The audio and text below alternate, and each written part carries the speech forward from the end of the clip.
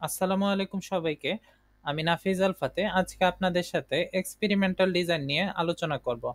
তো experimental design হলো quantitative স্টাডির একটি অংশ। মূলত ৩ প্রকার স্টাডি রয়েছে। একটা হলো কোয়ান্টিটেটিভ স্টাডি, একটা হলো কোয়ালিটেটিভ স্টাডি, আর একটা হলো মিক্সড মেথড। তো পিওর যে কোয়ান্টিটেটিভ স্টাডি এটার মধ্যে একটা পার্ট হলো এক্সপেরিমেন্ট আর একটা পার্ট হলো সার্ভে। এক্সপেরিমেন্ট এবং সার্ভের মধ্যে পার্থক্য হলো সার্ভে হলো সবাইকে নিয়ে করা হয় বিগ একটা পপুলেশনের ক্ষেত্রে, কিন্তু এক্সপেরিমেন্ট শুধুমাত্র ছোট একটি কমিউনিটির মধ্যে কজ এবং ইফেক্টটা আসলে মেজার করার জন্য এক্সপেরিমেন্ট করা হয়। এবং ওই এক্সপেরিমেন্টটা করার জন্য খুব সুন্দর করে যে ডিজাইনটা করতে হয় সেটা আপনাদের সাথে আজকে আলোচনা করব। তো সম্পূর্ণ যেই আমার ভিডিওর সামারি এটা আমি ৫ ভাগে আপনাদের সাথে শেয়ার করব। একটা হলো প্রথমে ডেফিনেশন দিয়ে ব্যাখ্যা করব যে এক্সপেরিমেন্টাল ডিজাইনটা আসলে কি, কি টার্মস, যে এক্সপেরিমেন্টাল ডিজাইনের মধ্যে কি কি মেইন টার্মস গুলো আছে। তারপরে আমি কথা বলবো যে টাইপস অফ এক্সপেরিমেন্টাল ডিজাইন, যে এক্সপেরিমেন্টাল ডিজাইনের মধ্যে কয় ধরনের টাইপস আছে। এবং তারপরে আমি আলোচনা করব যে একটা গুড ডিজাইনের মধ্যে কি কি কোর কনসেপ্টগুলো থাকতে হয়। এবং শেষে আমি যে বর্তমান দুনিয়াতে যে বহুলভাবে এই এক্সপেরিমেন্ট কাজ হচ্ছে সেটা আপনাদের সাথে আলোচনা করব। তো প্রথমে এই ডেফিনেশনের মধ্যে আমি যে জিনিসটা আপনাদেরকে ব্যাখ্যা করব সেটা হলো যে আসলে এক্সপেরিমেন্টাল ডিজাইন কিভাবে কজ এন্ড ইফেক্ট রিলেশনগুলা মানে আইডেন্টিফাই করছে, যে ডিপেন্ডেন্ট ভেরিয়েবল এবং ইনডিপেন্ডেন্ট ভেরিয়েবলের মধ্যে আসলে কজ এন্ড ইফেক্ট আছে কিনা।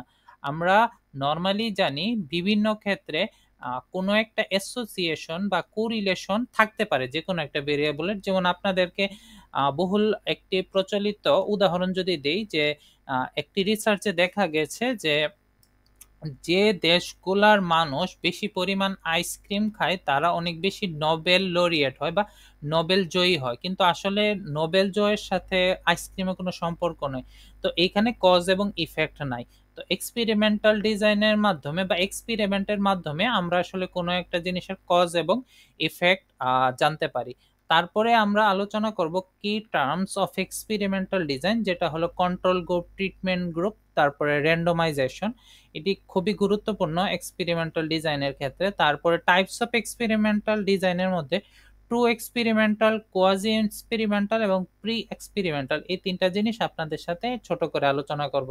তারপরে core concept of good design, যেগুলো হলো র্যান্ডমাইজেশন, কন্ট্রোল গ্রুপস, রেপ্লিকেশন এবং প্লাসিবো ইফেক্ট। এই জিনিসগুলা যখন আমরা আমাদের রিসার্চের মধ্যে খুব সুন্দরভাবে ইন্টিগ্রেট করব, তখন আমাদের যে এক্সপেরিমেন্টের যে ডিজাইনটা এটা খুব সুন্দর হবে। ওই জিনিসগুলো আপনাদের সাথে আলোচনা করব। এবং শেষমেশ আমি রিয়েল ওয়ার্ল্ডে কিভাবে ক্লিনিক্যাল ট্রায়াল, মাইক্রোফাইন্যান্স এবং এডুকেশনের ক্ষেত্রে যে এক্সপেরিমেন্টটা ইউজ হচ্ছে সেটা আপনাদের সাথে ব্যাখ্যা করব। আমি আন্তরিকভাবে দুঃখিত, এডুকেশন বানানটা ভুল আছে। তো এক্সপেরিমেন্টাল ডিজাইনটা আসলে হলো যে আমরা এক বা একাধিক ভেরিয়েবলকে কন্ট্রোল করব, এবং এই এক বা একাধিক ভেরিয়েবল কন্ট্রোল করার মাধ্যমে আমরা আসলে ডিপেন্ডেন্ট ভেরিয়েবলের উপরে এইটার কিরকম প্রভাব পড়ছে এটা আমরা দেখতে চেষ্টা করব। এবং এটার মাধ্যমে আমরা আসলে ডিপেন্ডেন্ট এবং ইন্ডিপেন্ডেন্ট ভেরিয়েবলের মধ্যে কজ এবং ইফেক্ট একটা রিলেশন ক্রিয়েট আছে কিনা এটা আইডেন্টিফাই করব। তো এটা যদি আমি ডায়াগ্রামের মাধ্যমে আপনাদেরকে একটু দেখাই, তো এইখানে পার্টিসিপেন্টকে আমরা দুইটা ভাগে ভাগ করব র্যান্ডমলি আমরা পার্টিসিপেন্ট গুলাকে দুইটা ভাগে ভাগ করব। একটা গ্রুপ যাকে বলা হবে ট্রিটমেন্ট গ্রুপ, ওরা আসলে ইন্টারভেনশন হলো ধরেন আমি একটা ওষুধের টেস্ট করছি, তো ওষুধের ক্ষেত্রে আমরা ট্রিটমেন্ট গ্রুপকে ওষুধটা দিব এবং কন্ট্রোল গ্রুপকে কোনো ওষুধ দিব না। এটাই হলো ইন্টারভেনশনের মূল কনসেপ্ট, যে একটা গ্রুপকে আমরা এই জিনিসটা দিব আর একটা গ্রুপকে দিব না। তো তারপরে আমরা ট্রিটমেন্ট গ্রুপের কি আউটকাম আসছে ওইটা মেজার করব, দেন কন্ট্রোল গ্রুপেরটা মেজার করব। তারপরে আমরা দেখব যে আসলে কি দুইটার মধ্যে একটা বিশাল পার্থক্য আছে কিনা। যদি বিশাল পার্থক্য না থাকে, আউটকাম গুলা কাছাকাছি হয়, যে একই রকম আউটকাম আসছে, তখন আমরা বুঝতে পারবো যে আসলে এই যে ওষুধটার কোনো গুরুত্ব নেই। তো এইখানে যে কি টার্মস গুলো, যে ইন্ডিপেন্ডেন্ট ভেরিয়েবল যেগুলো আমরা জানি যে আসলে এক্স, যেটা যে ইন্ডিপেন্ডেন্ট ভেরিয়েবল, যেমন ওষুধ, তারপরে এটা হতে পারে টাকা। তো এই ইন্ডিপেন্ডেন্ট ভেরিয়েবল আমরা যে নর্মাল ইকুয়েশনের ক্ষেত্রে ইন্ডিপেন্ডেন্ট ভেরিয়েবল গুলো যা বুঝি, এই ক্ষেত্রেও সেই জিনিসটা বোঝানো হয়েছে। ডিপেন্ডেন্ট ভেরিয়েবল হলো ওয়াই, যেটা হলো আমরা যে কোন আউটকামটা মেজার করতে চাচ্ছি। ধরুন যে আমরা আসলে কোনো ওষুধের কার্যকারিতা আছে কিনা এটা টেস্ট করতে চাচ্ছি, তো সেই ক্ষেত্রে ওই ওষুধটা হলো ইন্ডিপেন্ডেন্ট ভেরিয়েবল এবং ওষুধের ফলাফলটা হলো ডিপেন্ডেন্ট ভেরিয়েবল। যদি ওষুধের আউটকাম হয় যে হ্যাঁ সাকসেসফুল, তাহলে ডিপেন্ডেন্ট ভেরিয়েবল হবে সাকসেসফুল, এবং যদি ওষুধটার কোনো ইম্প্যাক্ট না থাকে তখন ডিপেন্ডেন্ট ভেরিয়েবল হবে আনসাকসেসফুল। তো এটা অনেকটা দুই ডিজিটের, ওটা লজিট প্রবিট মডেলে যা আমরা মানে বাইনারি আউটকাম যে ডিপেন্ডেন্ট ভেরিয়েবল, ওইটা আসলে এই ক্ষেত্রে বলছি। তারপর কন্ট্রোল গ্রুপ আপনাদের সাথে ছোট করে আলোচনা যেটা করেছিলাম, যে আসলে যে গ্রুপটা কোনো ধরনের ইন্টারভেনশন বা কোনো ধরনের মানে কোনো ধরনের ওষুধ গ্রহণ করবে না বা উইদাউট ওষুধ ছাড়া তারা থাকবে, তাদেরকে বলা হবে কন্ট্রোল গ্রুপ।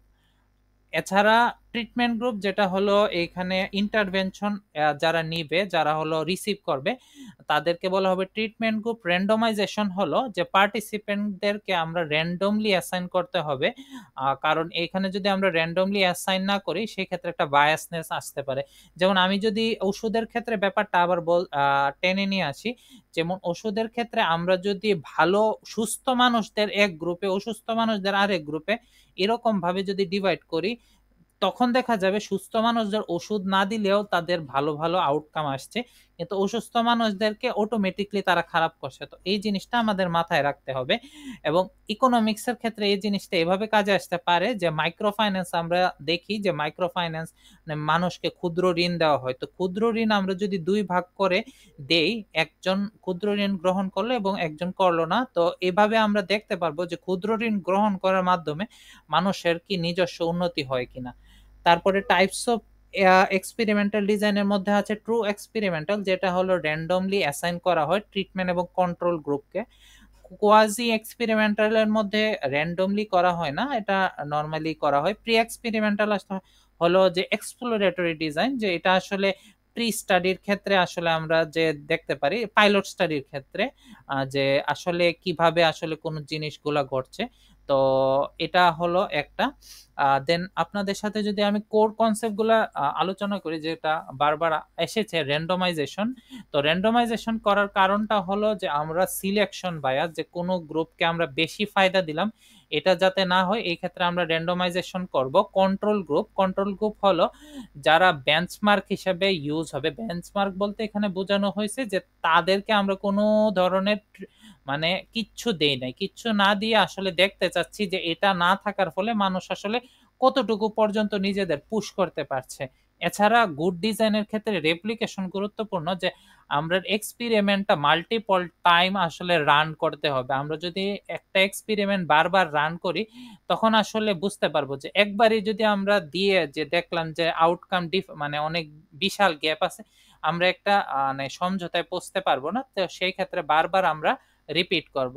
এছাড়া আছে প্লাসিবো ইফেক্ট। প্লাসিবো ইফেক্ট হলো অনেক সময় দেখা যায় যে আসলে কোনো একজন মানুষকে আমরা ওষুধ খেতে দিলাম না, কিন্তু তাকে ওষুধের মতো কিছু একটা দিলাম, ওটা খেয়ে সে সাইকোলজিক্যাল একটা পিস পাইলো, যে না আমি একটা ওষুধের মতো কিছু একটা গ্রহণ করেছি। তো এই পিস যে এটা অনেক সময় মানুষকে পুশ করে গুড হেলথের দিকে। তো এরকম প্লাসিবো ইফেক্টটাও আমাদের অ্যাওয়ার থাকতে হবে, এবং প্লাসিবো ইফেক্টের বিরুদ্ধে আমাদের ডিজাইনটা করতে হবে। রিয়েল ওয়ার্ল্ড এক্সাম্পলে ব্যানার্জি এবং ডুফ্লু, যারা হলো 2019 সালের দিকে নোবেল লরিয়েট, তারা আসলে এটা নিয়ে বই লিখেছেন, তারা এটা নিয়ে কাজ করে নোবেল জয়ী হয়েছেন। এছাড়া ক্লিনিক্যাল ট্রায়ালের ব্যাপারটা আছে, মেডিসিনে এটা ইউজ হয়। তারপরে মাইক্রো ফাইন্যান্স ইম্প্যাক্টটা, যে মাইক্রো ফাইন্যান্স দেওয়ার ফলে মানুষের আসলেই উন্নতি হয় কিনা, এই জিনিসগুলো রিয়েল ওয়ার্ল্ডে ইউজ হয়। কেউ যদি আরো বিশদভাবে জানতে চাও তাহলে জেপাল ওয়েবসাইটে যাবা, ওইখানে এটা সম্পর্কে আরো ভালোভাবে তোমরা দেখতে পারবা, ওরা রিসার্চ গুলো এটার উপর ভিত্তি করে করে। এছাড়া খান একাডেমিতে এক্সপেরিমেন্টাল ডিজাইনের উপরে কোর্স আছে, ওইটা তোমরা দেখতে পারো। কোর্সেরার উপরে, কোর্সেরাতেও ডিজাইন অফ এক্সপেরিমেন্টে আছে যে একটা কোর্স। তারপরে এছাড়া পুর ইকোনমিক্স এর যে ব্যানার্জি এবং ডুফ্লুর বইটা আছে, ওই জিনিসটাও পড়তে পারো, যে তোমরা এক্সপেরিমেন্টাল ডিজাইনকে আরো ভালোভাবে তারা কিভাবে আহ, এইটার উপরে গবেষণা করে কাজটা করেছে এটা জানার জন্য। তো সবাইকে ধন্যবাদ, আজকের মতো এতটুকুই ছিল আমার এক্সপেরিমেন্টাল ডিজাইন নিয়ে তোমাদের সাথে আলোচনা। সবাইকে ধন্যবাদ।